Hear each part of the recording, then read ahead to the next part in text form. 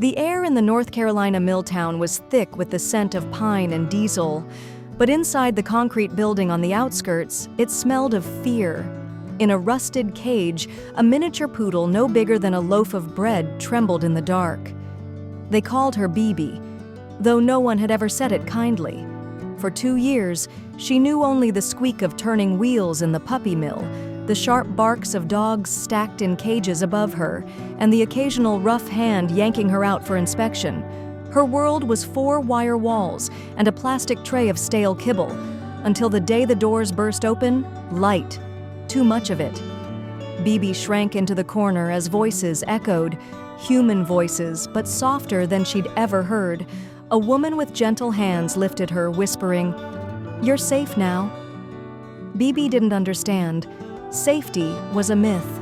At the Cabarrus County Animal Hospital, Brenda, a vet tech with a streak of silver in her hair, took one look at the matted, wide-eyed poodle and felt something crack inside her. "I'll foster her," she said.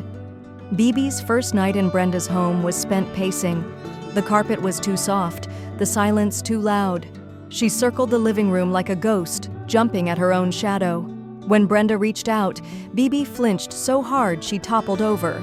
But Brenda was patient. She sat on the floor for hours, reading aloud until her voice went hoarse, letting BB sniff her fingers.